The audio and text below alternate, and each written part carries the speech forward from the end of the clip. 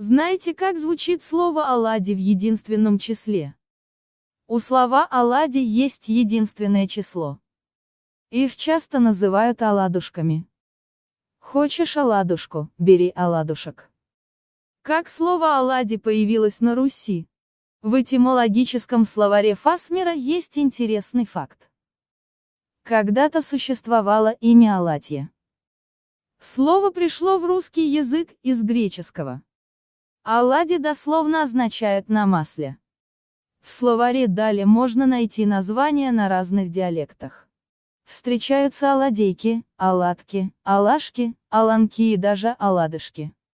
В единственном числе слово имеет женский род и пишется оладья. А вы знали об этом? Хотите узнать больше? Заходите в телеграм-канал по ссылке в профиле.